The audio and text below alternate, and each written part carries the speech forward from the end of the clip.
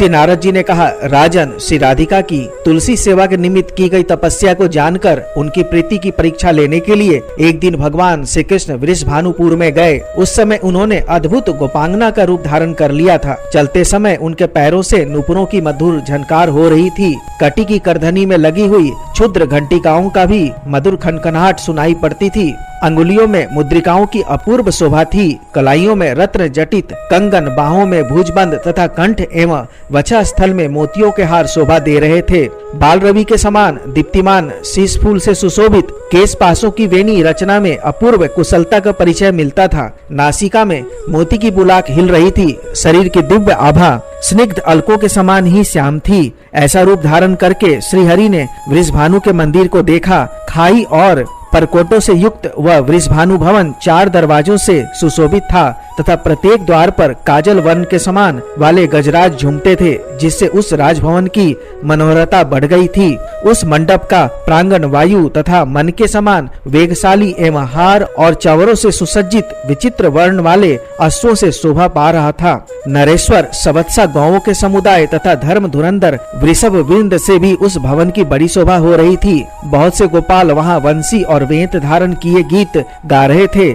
मायामयी युवती का वेश धारण किए श्याम सुंदर उस प्रांगण से अंतःपुर में प्रविष्ट हुए, जहाँ कोटि सूर्यों के समान कांतिमान कपाटों और खम्भों की पंक्तियां प्रकाश फैला रही थी। वहां के रत्न मंडित आंगनों में बहुत सी रत्न स्वरूपा ललनाएं सुशोभित हो रही थी। वीणा, ताल और मृदंग आदि बाजे बजाती हुई वे मनोहारिणी गोप सुंदरियां फूलों की छड़ी लिए श्री राधिका के गुण गा रही थी। उस अंतःपुर में दिव्य एवं विशाल उपवन की छटा छा रही थी। उसके भीतर अनार, कुंद, मंदार, नींबू तथा अन्य ऊंचे ऊंचे वृक्ष लहलहा रहे थे। केतकी, मालती और माधवी लताएं उस उपवन की सुशोभित करती थी। वही श्री राधिका का निकुंज था, जिसमें कल्प वृक्षों के पुष्पों की सुगंध भरी थी। नृपेश्वर, उस उपवन में मधु पीकर मतवाले हुए भौरे टूट पड़ते थे। वहाँ शीतल मंद सुगंध वायु चल रही थी, जो सहस्त्र दल कमलों के पराग को बारंबार बिखेरा करती थी। उस उद्यान में निकुंज शिखरों पर बैठे हुए नर कोकिल, मादा कोकिल, मोर, सारस और सुख पक्षी मीठी आवाजों में कूच कर रहे थे। वहाँ फूलों की सहस्त्रों सैयाएं सज्जित थीं और पानी की हजारों नहरें बह रही थीं। वहाँ मेघ मंदिर में सैकड़ों फुहारे छूट रहे थे। बाल सूर्य के समान कांतिमान कुंडल तथा विचित्र वर्ण वाले वस्त्र धारण किए करोड़ों सुंदर मुखी सखियां वहाँ श्री राधा के सेवा कार्य में अपनी कुशलता का परिचय देती थीं। उनके बीच में श्री राधिका रानी उस राज मंदिर में टहल रही थी। वह राज मंदिर केसरिया रंग के सूक्ष्म वस्त्रों से सजाया गया था। वहाँ की भूमि पर पर्वतीय पुष्प, जलज पुष्प तथा स्थल पर होने वाले बहुत से पुष्प और कोमल पल्लव इतनी अधिक संख्या में बिछाए गए थे कि वहाँ पांव रखने पर गुल्फ घुट्टी तक का भाग ढक जाता था। मालती के मकरंदों की बूंदें वहाँ झरती रहती थीं। ऐसे आंगन में करोड़ों चंद्रों के समान कांतिमती, कोमलांगी एवं कृशांगी श्री राधा धीरे धीरे अपने कोमल चरनार विंदों का संचालन करती हुई घूम रही थी। मणि मंदिर के आंगन में आई हुई उस नवीना गोप सुंदरी को वृषभानु नंदिनी श्री राधा ने देखा। उसके तेज से वहाँ की समस्त ललनाएं हतप्रभ हो गईं, जैसे चंद्रमा के उदय होने से ताराओं की कांति फीकी पड़ जाती है। उसके उत्तम एवं महान गौरव का अनुभव करके श्री राधा ने अभ्युत्थान किया, अगवानी की और दोनों बाहों से उसका गाढ़ आलिंगन करके उसे दिव्य सिंहासन पर बिठाया।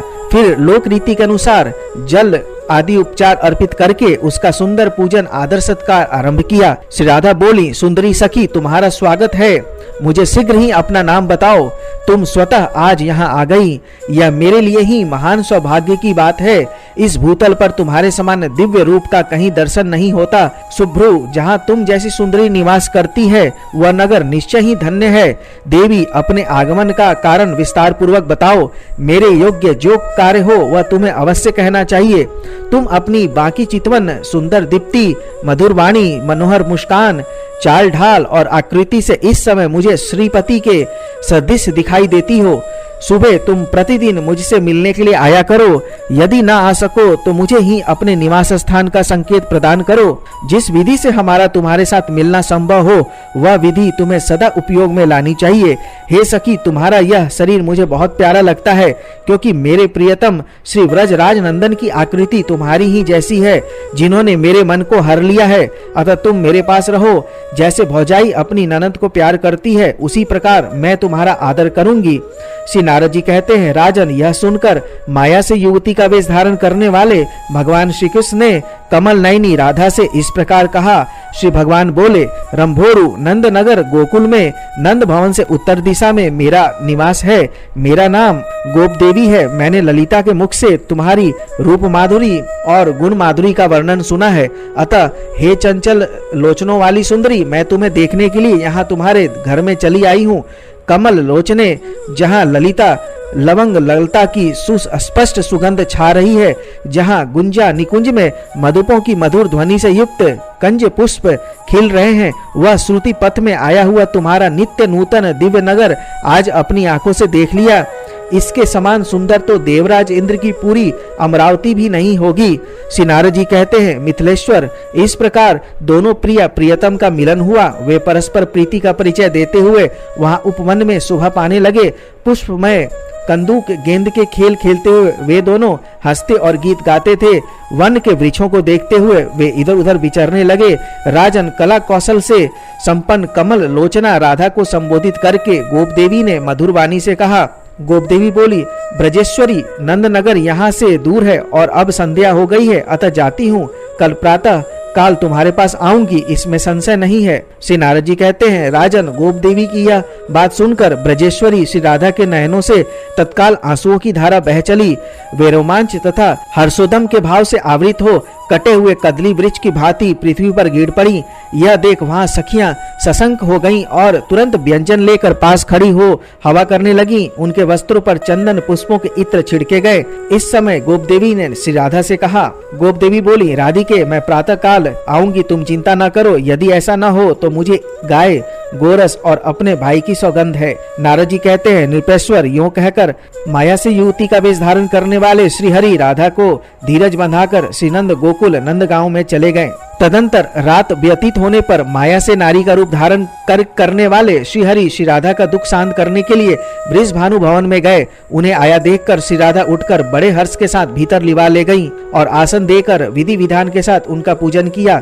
श्री राधा बोली, सखी, तुम्हारे बिना मैं रात भर बहुत दुखी रही और तुम्हारे आ जाने से मुझे इतनी प्रसन्नता हुई है, मानो कोई खोई हुई वस्तु मिल गई है। जैसे कुपथ्य सेवन से पहले तो सुख मालूम होता है किंतु पीछे दुख भोगना पड़ता है, इसी तरह सत्संग से भी पहले सुख होता है और पीछे वियोग का दुख उठाना पड़ता है। श्री नारद जी कहते हैं, राजन, श्री राधा की यह बात सुनकर गोप देवी अनमनी हो गई। वे श्री राधा से कुछ भी नहीं बोली, किसी दुखिनी की भांति चुपचाप बैठी रहीं। गोप देवी को खिन्न जानकर श्री राधिका ने सखियों के साथ विचार करके स्नेह तत्पर हो इस प्रकार कहा। श्री राधा बोली, गोप देवी, तुम अनमनी क्यों हो गई? कल्याणी, मुझे इसका कारण बताओ।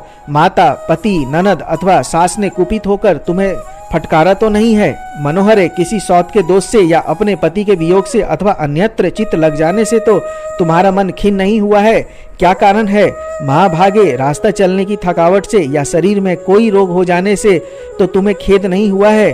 अपने दुख का कारण शीघ्र बताओ। रंभोरु, किसी कृष्ण भक्त या ब्राह्मण को छोड़कर दूसरे जिस किसी ने भी तुमसे कोई कुत्सित बात कह दी हो तो मैं उसकी चिकित्सा करूंगी, उसे दंड दूंगी।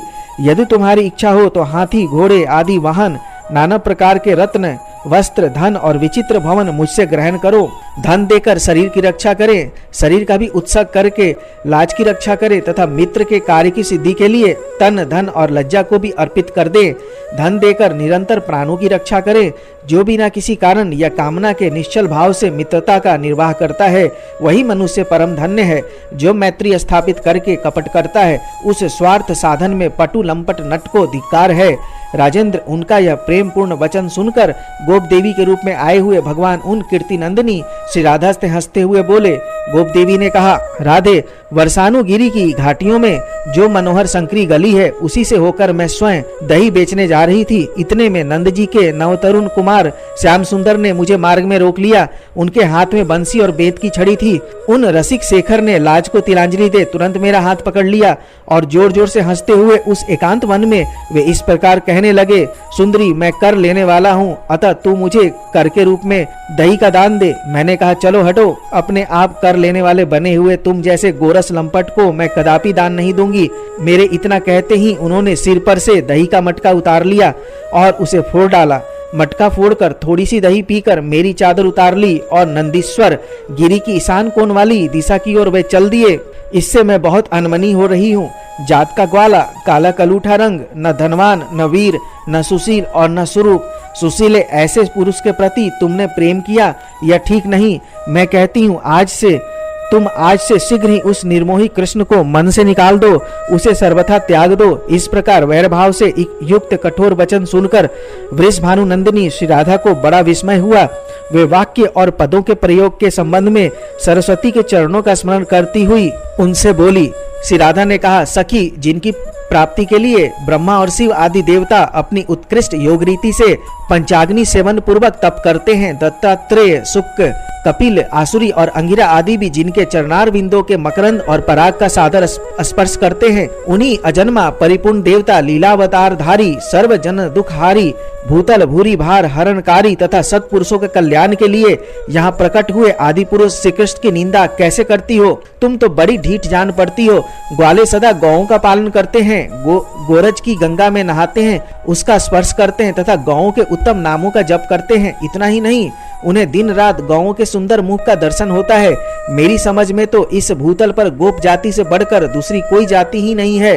तुम उसे काला कलूठा बताती हो, किंतु उन श्याम सुंदर श्री कृष्ण की श्याम विभा से विलसित सुंदर कला का दर्शन करके उन्हीं में मन लग जाने के कारण भगवान नीलकंठ औरों के सुंदर मुख को छोड़कर जटाजूट, हलाहल, विष, भस्म, कपाल और सर्प धारण किए हुए उस काले कलूठे के लिए ही पागलों की भांति ब्रज में दौड़ते फिरते हैं। स्वर्ग लोक, सिद्ध, मुनि, यक्ष और मरुद गणों के पालक तथा समस्त नरों, किन्नरों और नागों के स्वामी भी निरंतर भक्ति भाव से जिनके चरणार बिंदों में प्राणिपात करके उत्कृष्ट लक्ष्मी एवं ऐश्वर्य को पाकर निश्चय ही उन्हें बलि कर समर्पित किया करते हैं, उनको तुम निर्धन कहती हो। वत्सासुर, अघासुर, कालिया नाग, बकासुर, यमलार्जुन वृक्ष, तिनावत, सक्टासुर और पूतना आदि का वध संभवतः तुम्हारी दृष्टि में उनकी वीरता का परिचायक नहीं है। मेरा भी ऐसा ही मत है। उन मुरारी के लिए क्या यश देने वाला हो सकता है जो कोटि कोटि ब्रह्मांड समूहों के एकमात्र स्रष्टा और संहारक हैं। उन पुरुषोत्तम के लिए भक्त से बढ़कर कोई प्रिय हो ऐसा ज्ञात नहीं होता। शंकर, ब्रह्मा, लक्ष्मी तथा रोहिणी नंदन बलराम जी भी उनके लिए भक्तों से अधिक प्रिय नहीं हैं। वे भक्ति से बदचित होकर भक्तों के पीछे पीछे चलते हैं। अतः श्री कृष्ण केवल सुशील ही नहीं, समस्त लोकों के सृजन समुदाय के चूड़ामणि हैं। वे भक्तों के पीछे चलते हुए अपने रोम रोम में स्थित लोकों को पवित्र करते रहते हैं। वे परमात्मा अपने भक्त जनों के प्रति सदा ही अभिरुचि सूचित करते रहते हैं। अतः अत्यंत भजन करने वालों को भगवान मुकुंद मुक्ति तो अनायास ही दे देते हैं, किंतु उत्तम भक्ति योग कदापि नहीं देते, क्योंकि उन्हें भक्ति के बंधन में बंधे रहना पड़ता है। गोप देवी बोली, श्री राधे, तुम्हारी बुद्धि बृहस्पति का भी उपहास करती है और वाणी अपने प्रवचन कौशल से वेदवाणी का अनुकरण करती है, किंतु देवी, तुम्हारे बुलाने से यदि परमेश्वर श्री कृष्ण सचमुच यहाँ आ जाए और तुम्हारी बात का उत्तर दे, तब मैं मान लूंगी कि तुम्हारा कथन सच है।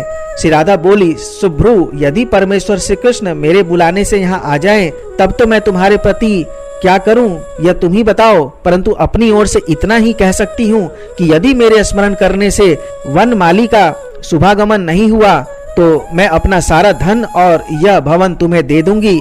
श्री नारद जी कहते हैं, राजन, तदंतर श्री राधा उठकर श्री नंदन को नमस्कार करके आसन पर बैठ गई और उनका ध्यान करने लगी।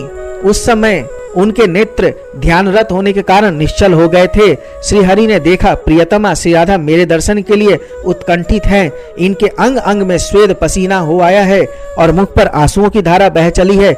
यह देख अपना पुरुष रूप धारण करके भक्त वत्सल श्री कृष्ण सखियों के देखते देखते सहसा वहां प्रकट हो गए और प्रसन्न चित्त हो घन गर्जन के समान गंभीर वाणी में श्री राधा से बोले। श्री कृष्ण ने कहा, रंभोरु, चंद्रवदने व्रज सुंदरी शिरोमणे नूतन यौवन शालिनी मानसीले प्रिय राधे, तुमने अपनी मधुर वाणी से मुझे बुलाया है, इसलिए मैं तुरंत यहाँ आ गया हूँ। अब आंख खोलकर मुझे देखो। ललने प्रियतम कृष्ण आओ, यह वाक्य यहाँ से प्रकट हुआ और मैंने सुना। फिर उसी क्षण अपने गोकुल और गोप वृंद को छोड़कर वंशीवट और यमुना के तट से वेग पूर्वक दौड़ता हुआ तुम्हारी प्रसन्नता के लिए यहाँ आ पहुंचा हूँ। मेरे आते ही कोई सखी रूपधारिणी, यक्षी, आसुरी, देवांगना अथवा किन्नरी, जो कोई भी मायावनी तुम्हें छलने के लिए यहाँ आई थी, यहाँ से चल दी। अतः तुम्हें ऐसी नागिन पर विश्वास ही नहीं करना चाहिए। तदंतर श्री राधा श्रीहरि को देखकर उनके चरण कमलों में प्रणत हो परमानंद में निमग्न हो गईं। उनका मनोरथ तत्काल पूर्ण हो गया। श्री कृष्ण चंद्र के ऐसे अद्भुत चरित्रों का जो भक्ति भाव से श्रवण करता है, वह मनुष्य कृतार्थ हो जाता है। राधा कृष्ण की जय।